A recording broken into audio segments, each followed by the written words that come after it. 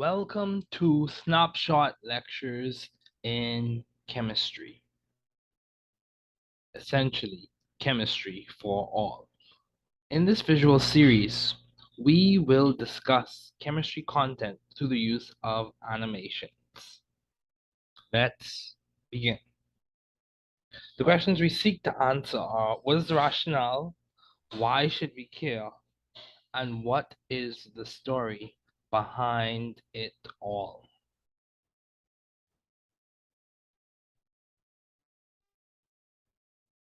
So let's begin. Today we will be discussing reaction kinetics.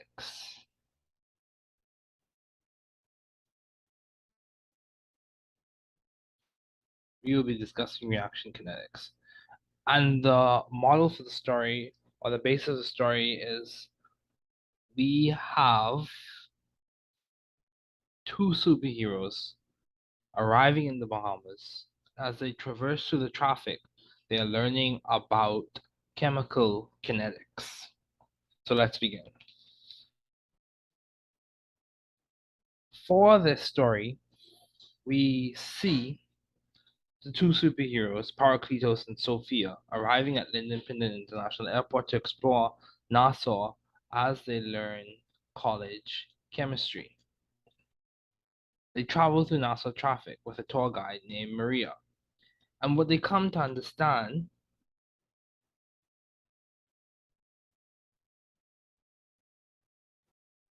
is that car traffic is like a model for reaction kinetics. The rate of a chemical reaction is a measurement of the velocity or speed of a reaction. The faster the rate, the faster product formation. The faster the rate kinetically fast, that's what we're referring to. The faster the product formation, the slower the rate, the slower the product formation. That's if we're looking at the rate of reaction in the context of changes in product concentration over changes in time. So the formula for rate is typically described as the change in product concentration over the change in time, or the change in reactant concentration over the change in time. Now, the signs that we use in front of those fractions or equations is based on the rationale that rate by physical convention is normally positive. Now, what are the consequences of a reaction rate being in terms of the reactant? So some of the consequences for a reaction rate is that there will be a negative sign in front of it. The reaction concentration is decreasing, and that coincides with the idea of there being a negative sign there. Now, this level, by physical convention, is typically denoted as positive. The rate is typically denoted as positive. So key ideas to keep in mind, the reaction rate is determined by dividing the change in a molecule's concentration, which is in moles, or which is molar, by the time. And we can define rate as molar per second.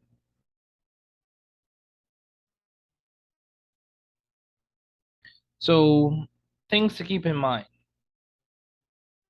The final answer for rate is positive. So let's keep going. When you're calculating the rate of reaction, the scalar factor, in fact, is basically stoichiometrically based. So it's based on the number of moles. For simplicity, the definition of and determination of rate is reflective of the balanced chemical equation. However, one of the best predictions of rate of reaction is a series of experimental data in which the concentrations of the reactants are measured, as well as the formation of products. One of the first people to work on chemical kinetics was Ludwig Wilhelm. So let's keep going. Car traffic is similar to kinetics since it is directionally dependent and has limiting factors similar to chemical reactions. So for a set temperature and pressure in an open system with a constant supply of reagents, basically saying when you have constant conditions, the rate of reaction typically remains constant.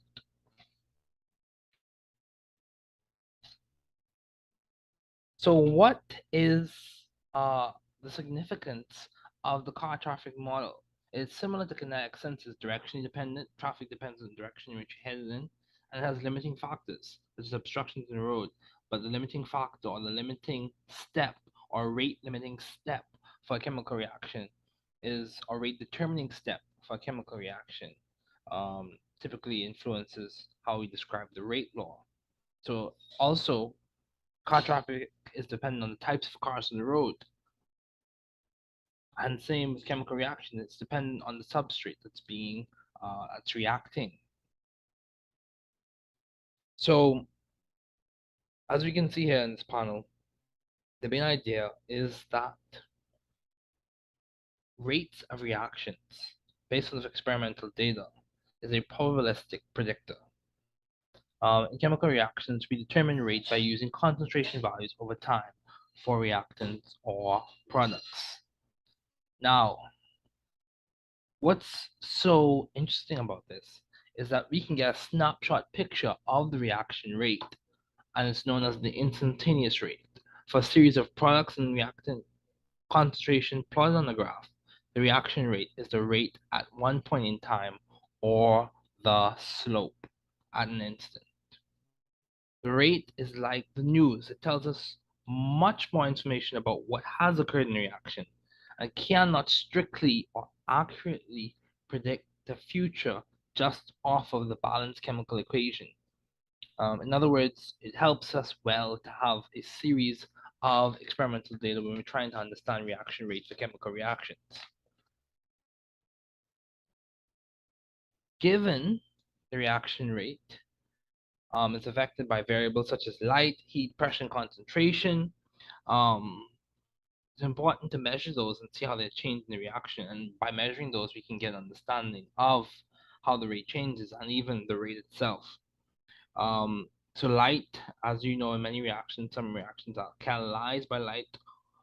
Heat plays a role in increasing temperature of reactions, and that has implications for reaction rate as well. Pressure, the more pressure you put on a reaction vessel, has a capacity to affect reaction rate. And concentration, as we see based off the definition of rate, the concentration of a reagent influences reaction rate. Now it depends on whether the reaction or the rate law is for zero order, first order, second order, or other orders. But at this time, just know the concentration influences the reaction rate. Now, when we have different variables for light, we can use this UV spectrophotometer. For heat, we can use a bomb calorimeter. For pressure, we can look at a barometer. And for concentration, we can also use a UV vis spectrophotometer and a mass spectrometer. So let's keep going. An apt description of a rate of reaction is a rate law, with the caveat that the rate of the reverse reaction must be negligibly slow. We're speaking kinetically. So for zero order reactions, we know that it's independent of the concentration of the substrate, where the order is zero. That typically is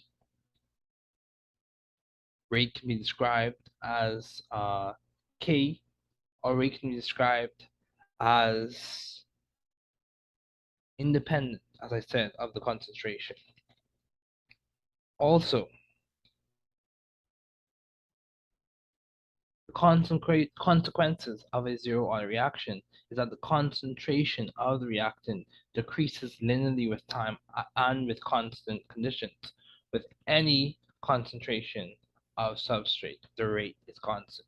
The rate is constant, simply put. So it's important to recognize when you have a zero-order reaction.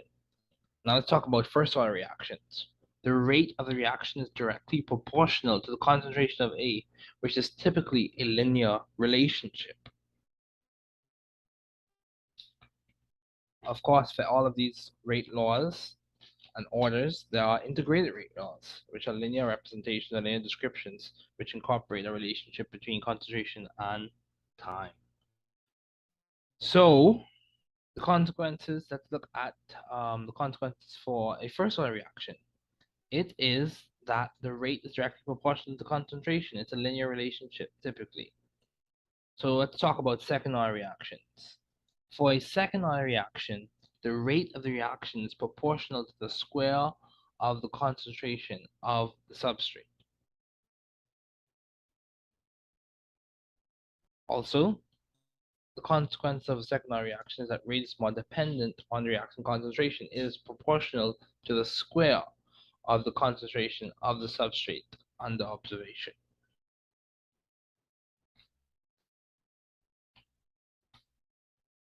Let's keep going. One of the ways to determine the rate of reaction is through the use of the method of initial rates. And what that really entails is when you're given a series of experimental data, you basically use the first thing you do, you take the given data, you look at how the concentration is changing in relation to how the rate is changing, you come up with with an understanding from that, and then you use the equation where rate is equal to the change in concentration of the reagent over the change in time. And we're using the equation, using the experimental data, and seeing how it changes initially, you start to determine the order of the reaction, and from that you can denote the rate law. Typically, when we determining rate law, we look at the slow step or the rate determining step, because that influences how fast the reaction is able to go to completion or to product formation. So when studying these things, it's important to understand the rules of exponents and logarithms.